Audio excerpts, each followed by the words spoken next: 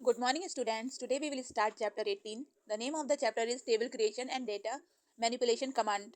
In this, we will study how we will create our database, how we will create the tables of database, and how we can use manipulating commands. Manipulating commands are those commands which are used to change the data in the database. Now, starting with how to create database. For this, we use create command. The syntax is create database, and if in bracket we have to mention if not exist, and then after we have to write the name of the database by which we want to create our database. Student, जो हम database बनाते हैं तो उसके लिए जो command use करते हैं उस कमांड का नाम है क्रिएट डेटाबेस, और ये क्रिएट और डेटाबेस दोनों ही हमें कैपिटल लेटर में लिखना होता है और ब्रैकेट में इफ नॉट एग्जिस्ट लिखना होता है, लेकिन ये ऑप्शनल होता है, आप चाहे तो नहीं भी लिख सकते हैं। लेकिन इफ नॉट एग्जिस्ट लिखने से क्या होता है, आपका डेटाबेस पूरा चेक होता है कि अगर ये डेटाबेस ऑलरेडी तो एग्जिस्ट नहीं कर रहा, अगर नहीं कर रहा होगा तभी हमारा जो डेटाबेस नेम देंगे उस नेम से हमारा डेटाबेस क्रिएट होगा, अदरवाइज नॉट।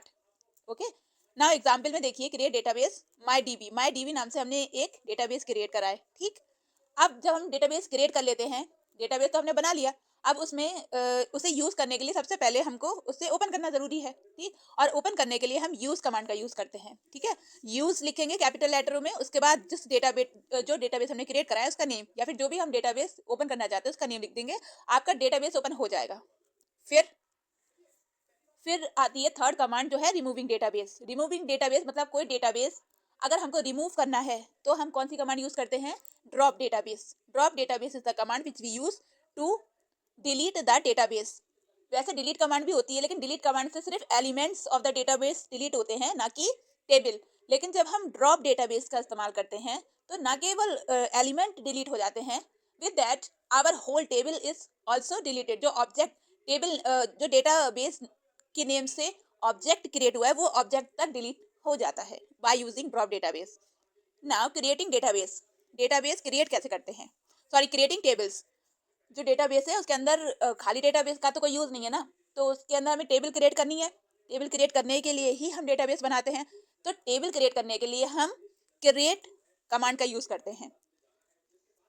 सिंटैक्स होता है इसका क्रिएट टेबल, पहले हमें क्रिएट टेबल कैपिटल लेटर में लिखना पड़ता है, उसके बाद टेबल नेम लिखते हैं, और उसके बाद बच्चों हमको हर एक चीज बतानी पड़ती है कि जैसे जो हम टेबल बना रहे हैं तो उसका हमें अलग कई सारे कॉलम बनाते हैं। ठीक है, तो हर कॉलम का नाम स्पेसिफाई करना होता है। ठीक, उसके बाद जो हमारा डेटा टाइप है उस कॉलम का डेटा टाइप मतलब इस टाइप का ही डेटा उसमें आ सकता है, वो हमको फिक्स करना होता है। उसके बाद साइज क्या रहेगा हमारे कॉलम का, वो ये सब हमें पहले ही फिक्स करना होता है। ठीक है, while creating the table, and this is the example of my in which we have created the table name MySQL, in which three columns are there.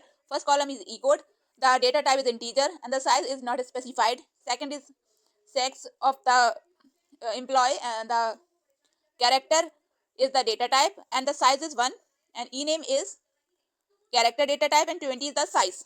Okay, so by using this method, create table method, we can create our table with as many column as we want to insert in our table as per our requirement. Now the second is data integrity through constant.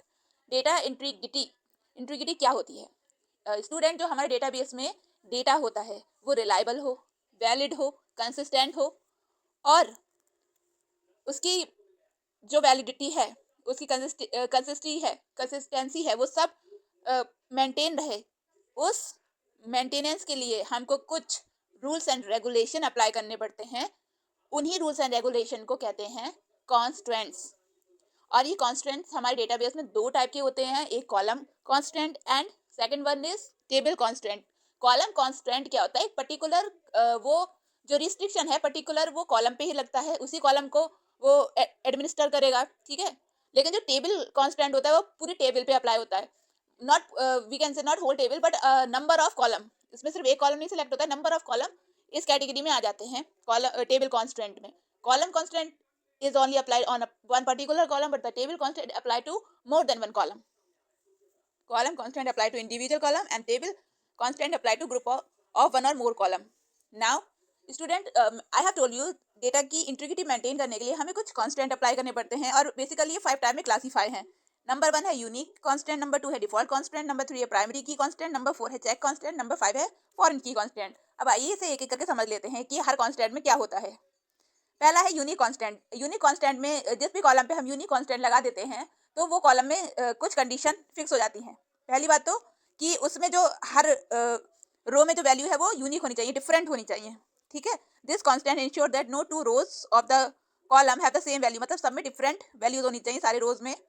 There can be more than one unique constant in a single table, एक table में एक से ज्यादा unique constant हो सकते हैं, no problem. And unique constant contain only one null values, अगर कई सारी अगर नल वैल्यूज का बात करें तो एक ही वैल्यू आ सकती है, तो सिर्फ एक ही नल वैल्यू स्टोर होती है। फिर सेकंड है प्राइमरी की कांस्टेंट। प्राइमरी की कांस्टेंट में स्टूडेंट्स क्या होता है, प्राइमरी की कांस्टेंट में क्या होता है, पहली बात तो ये पर्टिकुलर एक ही कॉलम पे अप्लाई हो सकती है, क्योंकि किसी भी टेबल में सिर्फ एक प्राइमरी की हो सकती है। और अगर हम एक से ज्यादा कॉलम लेते हैं, ठीक है, तो वो कॉलम का कॉम्बिनेशन हो जाएगा प्राइमरी की। लेकिन जो प्राइमरी की है वो एक ही होगी, एक से मतलब दूसरे, हम ये सोचें कि दो अलग अलग कॉलम को अलग अलग प्राइमरी की वन, प्राइमरी की टू, ऐसे ऐसे करके नहीं हो सकता है। दो का कॉम्बिनेशन करके हम एक प्राइमरी की, दो कॉलम का कॉम्बिनेशन करके हम एक प्राइमरी की डिफाइन कर सकते हैं। प्राइमरी की कंडीशंस क्या क्या होती है, पहली बात तो वो यूनिक होनी चाहिए, यूनिक कांस्टेंट अप्लाई होना चाहिए, मतलब हर वैल्यू उसके एक पर्टिकुलर कॉलम की जिसको हम प्राइमरी की बनाना चाह रहे हैं उन सब की जो हर कॉलम हर रो की वैल्यू है वो यूनिक होनी चाहिए, डिफरेंट होनी चाहिए। दूसरा, उसमें नल वैल्यूज नहीं होनी चाहिए, और किसी भी टेबल में सिर्फ एक ही प्राइमरी की हो सकती है।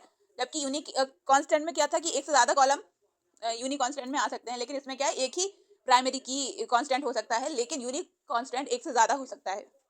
थर्ड है डिफॉल्ट कांस्टेंट। डिफॉल्ट कांस्टेंट वो कांस्टेंट होता है स्टूडेंट कि जब हम किसी रो की वैल्यू नहीं देते हैं, देन बाय डिफॉल्ट उसमें एक वैल्यू इंसर्ट हो जाए, उसको कहते हैं डिफॉल्ट कांस्टेंट। अगर आपका जो डिफॉल्ट कांस्टेंट है उसको, उसकी कंडीशन जो स्पेसिफाई की गई है वो ये करी गई है कि जिस भी कॉलम में आप डिफॉल्ट कांस्टेंट अप्लाई करते हैं तो डिफॉल्ट कांस्टेंट की वैल्यू मैच करनी चाहिए, size, data type and all the constant, all the specification which has been defined for that particular column, the value of default should meet that condition, then only a value can be a default value, okay. now fourth is check constant. check constant students क्या होता है, इसमें अलग अलग condition होती हैं, जैसे और, नॉट, एंड फंक्शन का यूज करके किसी में चेक कंडीशन अप्लाई किया कॉलम में, ठीक। या फिर जो अलग अलग तरीके होते हैं जैसे बिटवीन, इन, ये सारे जो अलग अलग तरीके होते हैं जिससे हम कंपेयर करते हैं कॉलम की वैल्यूज, तो ये अप्लाई करके उन्हीं वैल्यूज को रहने देती है जो कि टेबल में, जो कि उसके चेक की में जो लिमिट्स लगी हैं उसको पूरी कंडीशन फुलफिल कर रही होती हैं, ठीक। चेक कांस्टेंट का ये होता है कि इसका मेन मोटो होता है हमारी टेबल का साइज छोटा करना, उसमें ओनली वो वैल्यूज इंसर्ट करवाना जो कि हम चाहते हैं, and we do this by using check constant. Fifth is foreign key constant. Foreign key constant student तब यूज होती है जब हम दो टेबल्स को लिंक करना चाहते हैं। जब फॉरेन की स्पेसिफाई होती है तो जिस टेबल में फॉरेन की होती है उसको कहते हैं चाइल्ड टेबल, और जिस टेबल में वही सेम कॉलम जो कि स्पेसिफाई हम कर रहे हैं, जिस टेबल को हम कनेक्ट कर रहे हैं, तो उसमें जो जहाँ पे प्राइमरी की होती है वो होता है हमारा पेरेंट कॉलम, पेरेंट टेबल, ठीक। when two tables are related to each other by common column, then that column should be a primary key in the parent table and it should be foreign key in the child table। अगर मान लो हमको दो table connect करनी है तो दोनों में एक कॉलम जो है सेम होना चाहिए, ठीक। और इसमें क्या होता है, जैसे जो हमारी पेरेंट टेबल है, ठीक, उसमें जो की है जो कि यूनिक है, प्राइमरी की है जो हमारी, जो कि दूसरे टेबल में भी कॉमन है, ठीक। तो उसको जो हमारी पेरेंट टेबल है उसमें जो प्राइमरी की है वो डायरेक्टली रिफर करती है दूसरी टेबल की एक पर्टिकुलर कॉलम को, जिसको हम कहते हैं फॉरेन की। फॉरेन की का क्या यूज है, जब हम फॉरेन की अप्लाई करते हैं तो अगर हम कोई भी चेंजेस करते हैं प्राइमरी की पेरेंट टेबल में तो वो चेंजेस फॉरेन टेबल में भी होते हैं, ठीक। और अगर हम कोई भी सेकंड वाली टेबल में चेंजेस करना चाहें, चाइल्ड टेबल में चेंजेस करना चाहें और वो चेंजेस प्राइमरी की अलाउ नहीं करती है, तो वो चेंजेस चाइल्ड टेबल में भी नहीं हो सकते हैं, इससे डेटा इंटीग्रिटी मेंटेन होती है। यही था रोल ऑफ फॉरेन की। It reject the value which is not present in parent table. वो सारी वैल्यू रिजेक्ट कर देती हैं जो कि यूजर डालना चाहता है और जो कि पेरेंट टेबल में नहीं होती हैं। फॉरेन की column in the child table must reference a primary की इन पेरेंट टेबल। जो फॉरेन की होती है चाइल्ड टेबल में वो रिफर करती है प्राइमरी की of the parent table. Both the related column should have same data type. जो भी दो कॉलम हम रिलेट कर रहे हैं सेम डेटा टाइप, साइज सब कुछ सेम होना चाहिए। Mayor reference to the same table in which it is defined. ये जरूरी नहीं है कि दो अलग अलग टेबल ही फॉरेन की से डिफाइन हो। फॉरेन की एक सेम ही टेबल में उसकी प्राइमरी की भी हो सकती है और फॉरेन की भी हो सकती है। Assigning names to constant. अभी तक हमने 5 टाइप के कांस्टेंट पढ़े थे, default, foreign, unique, check and primary. अब कुछ ऐसे कांस्टेंट भी हम खुद से क्रिएट कर सकते हैं, ठीक है। जैसे हम फंक्शन खुद क्रिएट कर लेते हैं। कुछ तो फंक्शन होते हैं जो हमारे वैसे होते हैं जो हमें सॉफ्टवेयर में ही मिलते हैं, लेकिन कुछ होते हैं यूजर डिफाइंड। सिमिलरली कुछ कांस्टेंट हम डिफाइन कर सकते हैं कि वो क्या काम करेंगे और उनका अपना पर्टिकुलर नाम भी दे सकते हैं। फिर है व्यूइंग अ टेबल स्ट्रक्चर, कि हमें टेबल का स्ट्रक्चर अगर देखना हो कि टेबल का स्ट्रक्चर क्या है, कितने कॉलम है, हर कॉलम का क्या डेटा टाइप है, क्या साइज है, तो हम डिस्क्राइब कमांड का यूज करेंगे। कैपिटल में डिस्क्राइब लिखेंगे, उसके बाद टेबल का नेम लिखेंगे जिसके बारे में हमें जानना है। Creating table from existing table, हम जो पहले से टेबल बनी हुई है उससे भी टेबल नई वाली क्रिएट कर सकते हैं। जैसे create table order item. Order item हमें क्रिएट करनी है as select I code description from item. हमें आइटम नाम की जो टेबल है जिसमें कई सारे कॉलम होंगे, उसमें से 2 कॉलम सेलेक्ट करना है, आई कोड एंड डिस्क्रिप्शन। इन 2 कॉलम से हमें एक नई टेबल क्रिएट करनी है जिसका नाम होगा ऑर्डर आइटम, ठीक है। तो हम एग्जिस्टिंग टेबल से भी न्यू टेबल क्रिएट कर सकते हैं। Changing data with DML command. DML command होता है, अभी तक हमने डीटीएल कमांड पढ़ा था। डीटीएल कमांड मतलब डेटा डेफिनेशन कमांड। डिफाइन करते हैं डेटा, जैसे हम टेबल बनाते हैं तो डिफाइन करते हैं कॉलम कैसा होना चाहिए, कैसी उसकी साइज, डेटा टाइप होना चाहिए, क्या उसमें कॉन्स्टेंट लगेंगे। फिर दूसरी टाइप की डेटाबेस में कमांड आती है डीएमएल कमांड, जिसको फुल फॉर्म है डेटा मैनिपुलेशन कमांड। मैनिपुलेशन का मतलब ही है चेंज करना। तो यहाँ पे सारी कमांड वो होती हैं जो ऑलरेडी क्रिएटेड डेटाबेस में चेंजेस करती हैं। नंबर 1 होती है इंसर्ट इनटू। इंसर्ट में क्या करते हैं, हम सारी वैल्यू टेबल नेम जो भी हमें टेबल नेम में इंसर्ट करनी है न्यू वैल्यूज, वो हम लिस्ट कर देते हैं, तो वो सारी हमारी न्यू रो क्रिएट हो जाती है। फिर है modify data with update. Update में क्या करते हैं, पर्टिकुलर अगर हमें कोई रो चेंज करनी होती है तो उस एक पर्टिकुलर कॉलम चेंज करना होता है तो उस कॉलम का वैल्यू हम अपडेट कर देते हैं। इसके बाद है लास्ट वाली delete data with delete command. इसमें ड्रॉप कमांड नहीं आती, डिलीट कमांड आती है। डिलीट कमांड जो है डीएमएल कमांड में होती है। ये क्या करती है, जितने भी एलिमेंट्स हैं टेबल के वो डिलीट करती है। टेबल ऑब्जेक्ट नहीं डिलीट करती है, ना ही डेटाबेस डिलीट करती है। मोर डिटेल कमांड्स, कुछ अदर डेटा डेफिनेशन कमांड है, जैसे alter table command. It is use to add a column. अगर हम पर्टिकुलर कोई कॉलम ऐड करना चाहते हैं तो हम अल्टर कमांड का यूज करते हैं। कोई इंटीग्रिटी कांस्टेंट ऐड करना चाहते हैं, या फिर हम जो कॉलम है उसमें कुछ कॉलम में चेंज करना चाहते हैं, जैसे उसकी कॉलम के डेटा टाइप में, साइज में या डिफॉल्ट वैल्यू में। इसका सिंटैक्स होता है अल्टर टेबल, कैपिटल में लिखते हैं, फिर टेबल का नाम जिसमें हमें अल्टर चेंजेस करने हैं, फिर ऐड करते हैं कॉलम नेम जो हमें ऐड करना है, उसका डेटा टाइप, साइज वगैरह, ठीक।